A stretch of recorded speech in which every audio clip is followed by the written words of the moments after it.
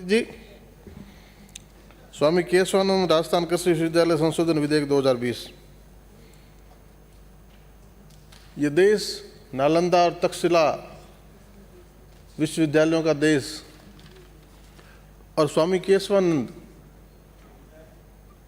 जो एक संत फकीर जिन्होंने पूरा जीवन शिक्षा की अलग जगाते हुए पूरे पश्चिमी भूभाग में एक क्रांति पैदा की।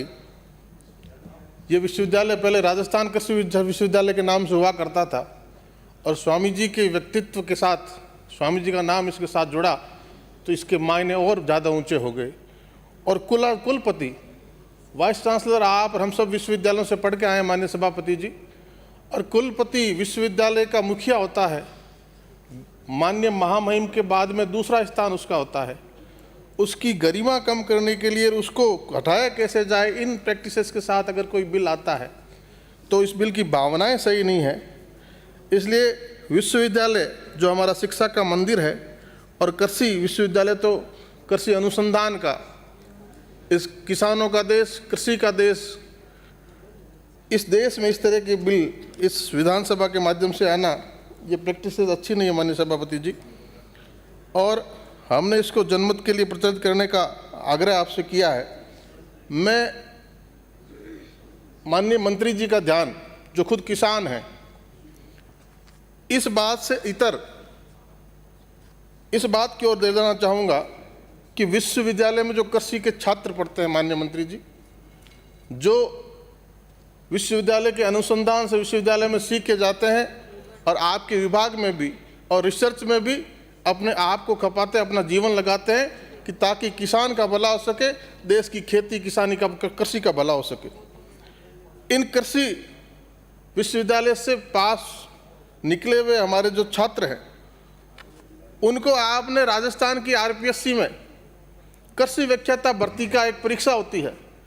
आप कृषि संकाय विद्यालयों में खोलते हैं तो वहाँ कृषि पढ़ाने के लिए जो कृषि से तकनीकी रूप से दक्ष होकर जो छात्र आएगा उसी को लगाया जाए। उसमें आपने आरपीएससी में बीएड की अनिवार्यता कर रखी है माननीय सभापति जी। और कोई भी राजस्थान की ये मूलभूत यूनिवर्सिटी है जिसके बिल पे आज हम चर्चा कर रहे हैं, इसके बाद ये पेरेंटल यूनिवर्सिटी, इसके बाद 4-5 और यूनिवर्सिटी राजस्थान में कृषि की हो गई। उन सभी विश्वविद्यालयों में और देश के सभी विश्वविद्यालयों में, कृषि के विश्वविद्यालयों में कहीं भी बीएड के कोर्सेज नहीं होते। इसलिए ये कृषि से निकले हुए स्नातक और स्नातकोत्तर छात्रों के साथ बहुत बड़ी नाइंसाफी है कि आरपीएससी में उनके साथ बीएड अनिवार्य की गई है। कृषि तकनीकी विषय है और तकनीकी विषय ये 4 साल की डिग्री के बाद, इंटर्नशिप के बाद में जो कृषि स्नातक बनता है, फिर एमएससी करता है, पीएचडी करता है। इतनी डिग्रियों से तकनीकी दक्ष होकर जो विद्यार्थी निकलता है, जो 100 छात्र निकलता है, उसके लिए बीएड की अनिवार्यता किया जाना, ये उनके साथ कुठारा खाते हैं। और इसमें हाईकोर्ट के निर्देश भी हैं। और किसी भी हिंदुस्तान के किसी भी प्रदेश में, सिर्फ राजस्थान को छोड़ के किसी भी प्रदेश में बीएड की अनिवार्यता नहीं है। इस ओर भी माननीय मंत्री जी निश्चित तौर पे ध्यान दें। और ये कृषि, पीछे टिड्डियों का हमला हुआ, उस वक्त पूरा सदन, पूरा प्रदेश चिंतित हुआ। माननीय मंत्री जी, आपने हमारी चिंताओं को संज्ञान में लेते बहुत अच्छा काम किया। उस वक्त 1800 सुपरवाइजरों की जो भर्तियाँ अटकी पड़ी थी, उनको कोर्ट में जो 3-3 केसेज अटके पड़े थे, आपने मुख्यमंत्री जी से बात करके सदन की भावना का, किसानों का ध्यान रखते हुए एजी साहब को खड़ा करके उन अवरोधों को दूर करने का काम किया। 1800 नौजवानों को नियुक्तियां मिली। कृषि विभाग की भर्तियों में साक्षात्कार 40%, माननीय सभापति जी, 40% हिस्सा साक्षात्कार का रखा गया। और कृषि के सभी छात्रों की, पूरे देश भर में, पूरे प्रदेश के छात्रों की ये मांग है कि इसको 40% से घटाकर 12.5% तक कर दिया जाए, तो ये उनके साथ न्याय होगा। और जो जेट परीक्षा, इसी विश्वविद्यालय में हम प्रवेश के लिए जेट जॉइंट एंट्रेंस टेस्ट की एक परीक्षा देते हैं। पूरे देश भर में ये परीक्षा होती है, आईसीआर भी करवाती है, हमारी यूनिवर्सिटी भी करवाती है। उसकी जो फीस है फॉर्म की, 2800 रुपये फॉर्म की फीस है माननीय सभापति जी। हिंदुस्तान के किसी भी विश्वविद्यालय में इतनी महंगी फीस छात्र के उस फॉर्म की नहीं है जो इसमें विश्वविद्यालय में प्रवेश के लिए भरता है। 500 रुपये फीस से ज़्यादा, 700 रुपये, 1000 रुपये, तो ये छात्रों की बड़ी मांग है कि इसको 500 रुपये तक किया जाए।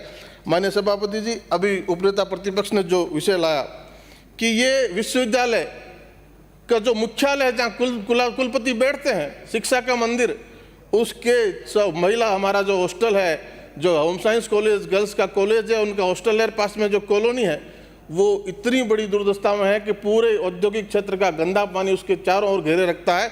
उसका निजात दिलाने के लिए भी इसमें कोई चीज़ लाते माननीय जी, आपकी बहुत मेहरबानी होती। और ये पेरेंटल विश्वविद्यालय है, इससे अलग होके बहुत से विश्वविद्यालय राजस्थान में बने हैं, लेकिन पेंशन का बोझ इस अकेले विश्वविद्यालय पर डाल दिया गया। और आप तो क्या मारवाड़ी में कहावत है कि बुजुर्ग का तो ध्यान रखा जाता है, घर का मुखिया होता है, और नौजवान बेटे अलग दूर हो जाते हैं, तो उन पे जिम्मेदारियां बढ़ती है। तो यहाँ उल्टा हो रहा है, इस विश्वविद्यालय की तरफ इस बात का भी ध्यान दिए जाने की जरूरत है माननीय सभापति जी। और एक और निवेदन मैं करना चाहूँगा माननीय मंत्री जी, आपके संज्ञान में लाना चाहूँगा। श्री गंगानगर में एग्री बिजनेस मैनेजमेंट कॉलेज खोला गया माननीय सभापति जी, और इसकी सरकार से मंजूरी अभी मांगी गई है, सरकार ने अभी मंजूरी दी नहीं है, लेकिन उससे पहले ही वहाँ मैनेजमेंट में एडमिशन देने शुरू कर दिए। 2-2 लाख रुपए एक छात्र की फीस लेना शुरू कर दी है, जबकि सरकार ने अभी उसकी कोर्स की मंजूरी भी नहीं दी है। इसको भी माननीय मंत्री जी आपको दिखवाना चाहिए।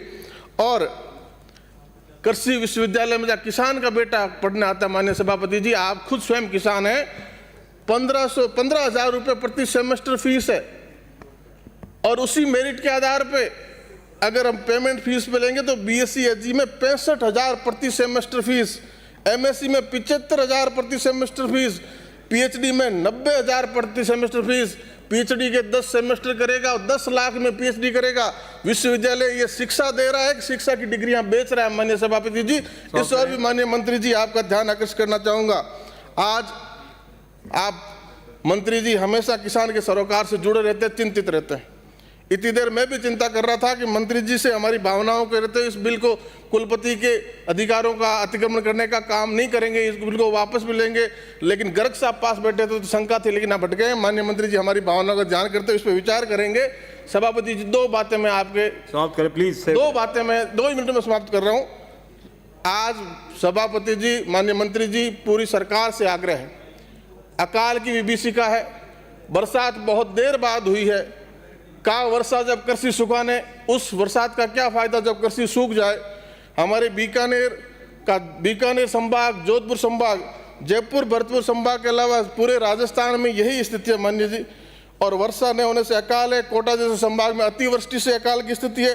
सरकार और मंत्री जी तुरंत ध्यान दें, अकाल घोषित करवाएं, स्पेशल गिरदावरी कराएं। किसानों ने खेत बेच दिए हैं। आप करें प्लीज। एक ही मिनट में कर रहा हूँ माननीय मंत्री। उजड़े और वीरान खेतों के फोटो वीडियो वायरल हो रहे हैं, जिन्हें देखकर आंखें भर आती है।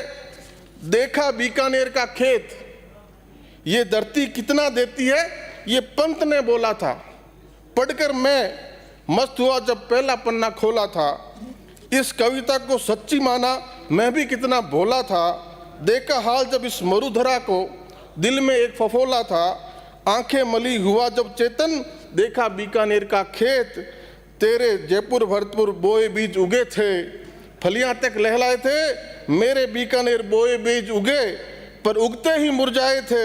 गया समय जब थे मुरझाए, अब तो पूरे झुलसे हैं। खेती वाले घर में मातम, व्यापारी सारे हुलसे हैं। जैसे गला दिया हो रेत, देखा मेरा बीकानेर का खेत। ये बीकानेर के खेत की स्थिति है, किसान की स्थिति है।